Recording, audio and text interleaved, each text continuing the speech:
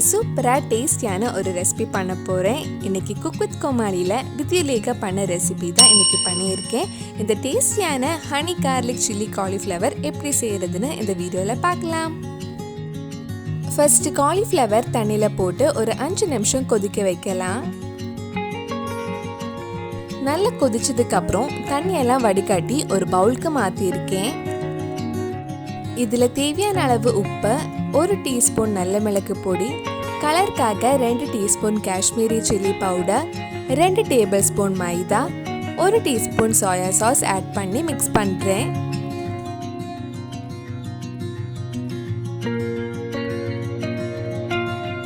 ஒரு வாட்டி நல்லா மிக்ஸ் பண்ணதுக்கு அப்புறம் இதுல 2 டேபிள் ஸ்பூன் கார்ன்ஃப்ளவர் ஆட் பண்ண போறேன். 1 டேபிள் ஸ்பூன் கார்ன்ஃப்ளவர் ஆட் பண்ணதுக்கு அப்புறம் மிக்ஸ் பண்ணிட்டு இன்னொரு டேபிள் ஸ்பூன் ஆட் பண்ணலாம். இதில் கொஞ்சமாக தண்ணி ஆட் பண்ணிக்கோங்க. அப்போ மைதா கார்ன்ஃப்ளவர் மசாலா எல்லாம் காலிஃப்ளவரில் நல்லா கோட் ஆகும். இந்த மாதிரி நல்லா கோட் பண்ணதுக்கப்புறம் ஒரு 15 நிமிஷம் அப்படியே இருக்கட்டும். அதுக்கப்புறம் நம்ம ஃப்ரை பண்ணி எடுக்கலாம். காலிஃப்ளவர் ஃப்ரை பண்ணுறதுக்கு ஒரு கடாயில் எண்ணெய் சூடு பண்ண வச்சுருக்கேன். எண்ணெய் சூடானதும் கொஞ்சம் கொஞ்சமாக ஃப்ரை பண்ணி எடுக்கலாம்.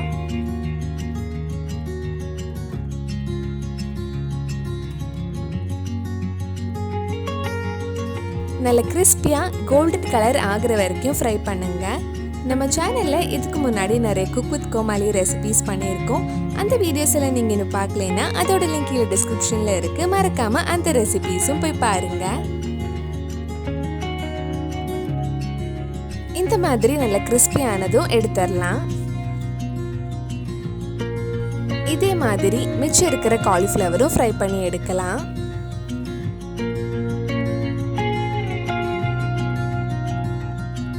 காலிஃப்ளவர் எல்லாம் ஃப்ரை பண்ணி முடிச்சாச்சு. அடுத்தது ஒரு கடாயில் கொஞ்சம் எண்ணெய் ஊற்றிருக்கேன். இதில் 1 டேபிள் ஸ்பூன் சின்னதாக கட் பண்ண பூண்டு, சின்னதாக கட் பண்ண ஒரு பச்சை மிளகாய், 1/4 கப் சின்னதாக கட் பண்ண கேப்சிகம் ஆட் பண்ணியிருக்கேன். இதெல்லாம் சேர்த்து ஒரு 2 நிமிஷம் வதக்கலாம்.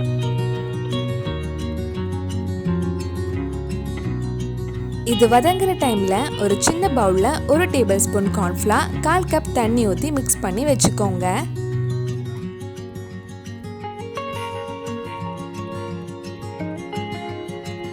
இது 2 நிமிஷம் வதக்குனதுக்கு அப்புறம் இதுல 1 teaspoon soya sauce, 1 teaspoon red chilli sauce, 2 teaspoon tomato sauce, கொஞ்சமா உப்பு, 1/2 டீஸ்பூன் சுகர், 1/2 டீஸ்பூன் நல்ல மிளகு பொடி, 2 டீஸ்பூன் ஹனி ஆட் பண்ணி மறுபடியும் ஒரு 2 நிமிஷம் மிக்ஸ் பண்ணலாம்.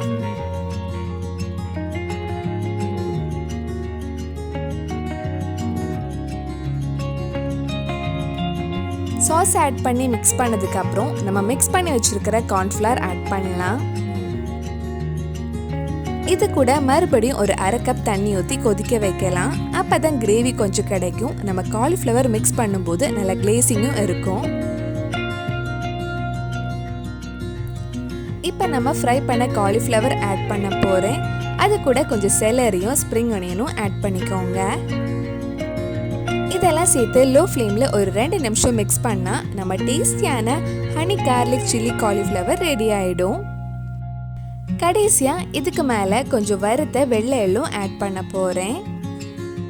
ரொம்ப டேஸ்டியான honey garlic chilli cauliflower ready ஆயிடுச்சு. கண்டிப்பாக நீங்களும் இந்த ரெசிபி உங்கள் வீட்டில் செஞ்சு பாருங்கள். பிடிச்சிருந்தா இந்த வீடியோவை லைக் பண்ணுங்கள், உங்கள் ஃப்ரெண்ட்ஸ் அண்ட் ஃபேமிலிக்கு ஷேர் பண்ணுங்கள். வேறு நல்லா குக் வித் கோமாளி ரெசிபி நம்ம சேனலில் ட்ரை பண்ணலான்னு கீழே கமெண்ட் பாக்ஸில் சொல்லுங்கள்.